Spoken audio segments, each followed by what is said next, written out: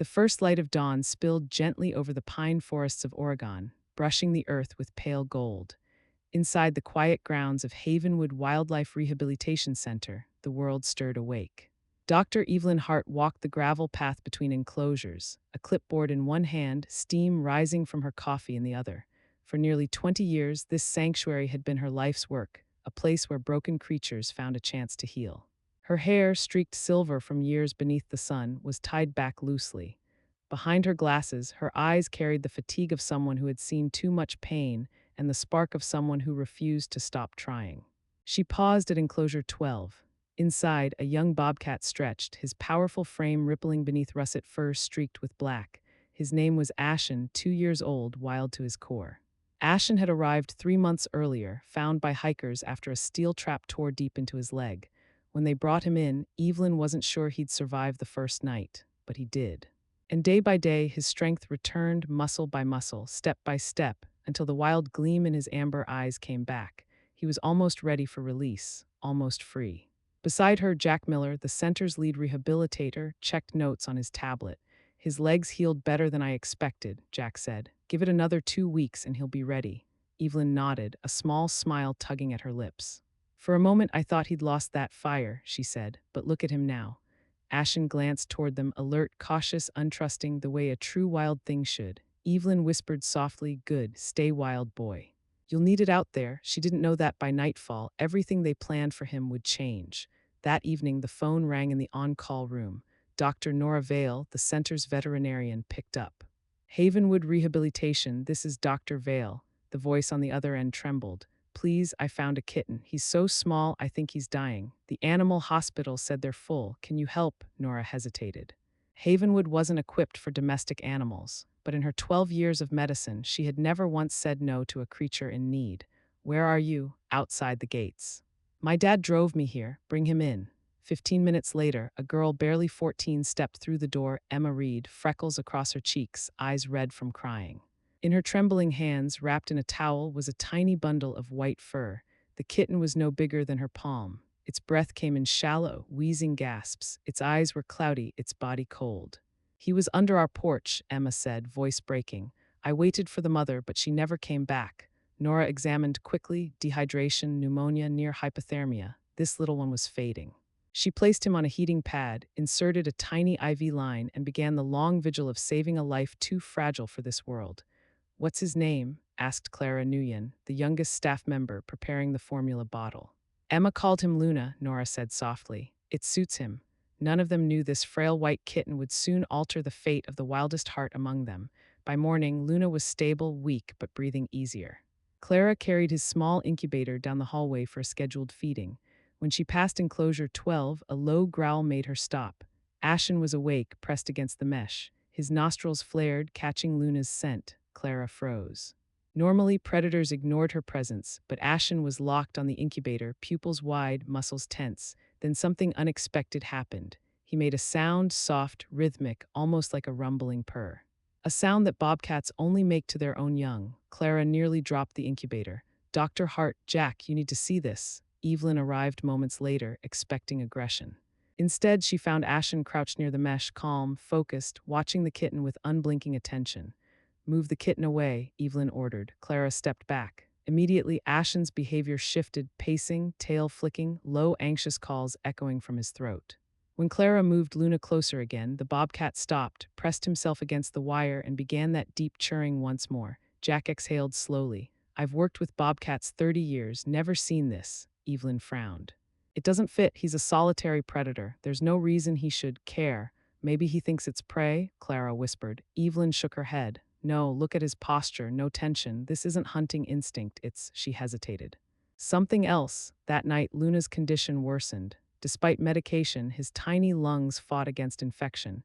His breathing grew shallow, his body temperature dropped. "I don't think he'll make it till morning," Nora said quietly, exhausted. Evelyn rubbed her temples. "We've done everything possible." Then Clara burst in, breathless. "Ashen won't stop calling. He's been pacing for hours." "He hasn't eaten." Nora paused. An idea flickered, desperate, unorthodox. "Evelyn, what if we let him be near the kitten again?" "You mean put them together?" "No," Nora said quickly. "Just close enough to see each other. There's research proximity can stabilize neonates." heart rate, oxygen, temperature, it might help. Under normal rules, Evelyn would have refused. But tonight, with one dying kitten and nothing left to lose, she said quietly, "Do it." They placed Luna's incubator just outside the Bobcat's enclosure, multiple safety barriers, constant supervision. Ashen moved instantly toward it. He lay against the mesh, his body forming a wall of warmth. Then came the sound, a deep, resonant purr that vibrated through the air. Through the night, the two stayed like that, wild and fragile.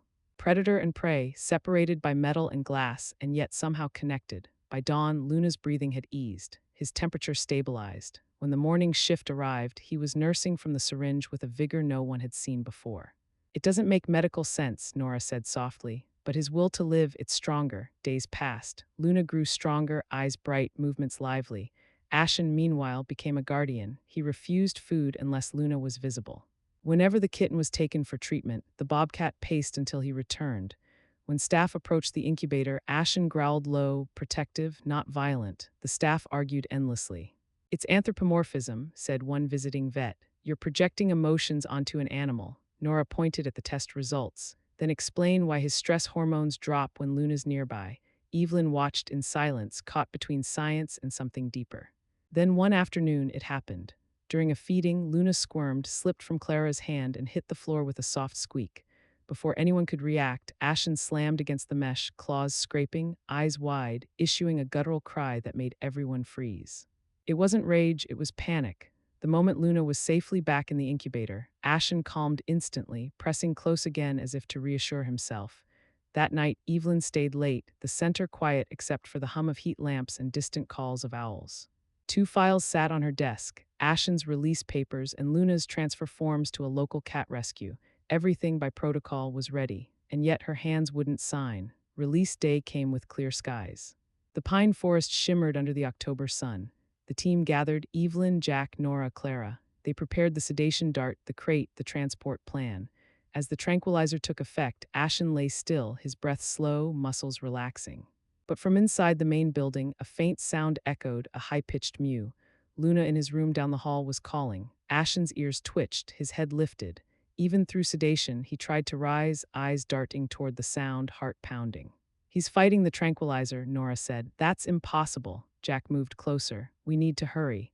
But Evelyn stood frozen, watching the wild creature struggling to stay awake, his gaze desperate, searching. She whispered, "He doesn't want to leave him."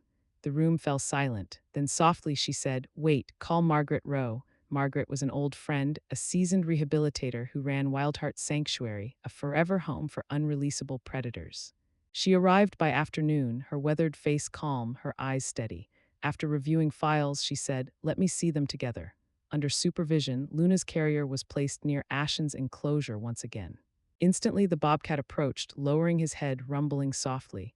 Margaret watched in silence for nearly an hour. Finally, she said, "In my opinion, this is a genuine cross-species bond. He's adopted the kitten." Emotionally, physically, completely.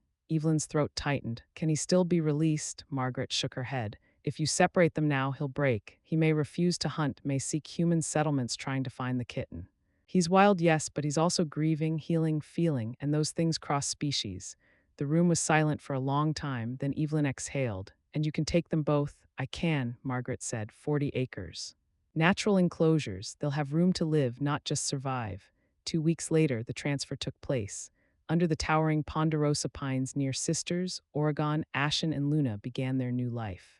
Ashen explored the forested enclosure with cautious steps, the earth soft beneath his paws. Luna, now 6 weeks old, watched from a safe carrier as his guardian sniffed every corner. When the time came, Margaret opened the gate between them. Ashen approached slowly, eyes fixed on the tiny white form. He sniffed once and began to groom her, careful and deliberate. Luna pressed against his chest, purring softly. Ashen circled, then settled beside her, curling his massive body protectively around her small one.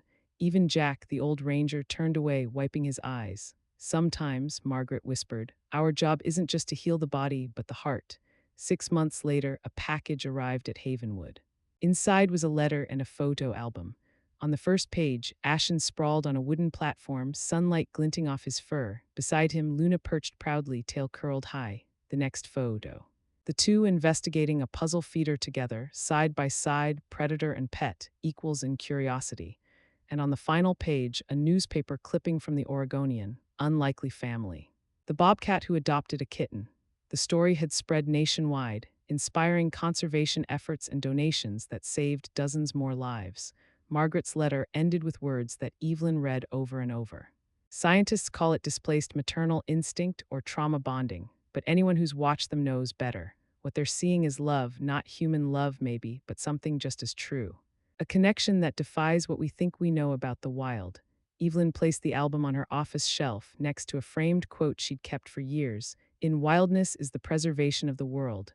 Now, she thought, perhaps it was also the preservation of compassion. At the Wild Heart Sanctuary, beneath the whispering pines, Ashen and Luna lived on wild and gentle, fierce and fragile. When visitors asked why the bobcat always curled around the little white cat, Margaret would smile and answer softly. Because sometimes, love is the most powerful medicine of all.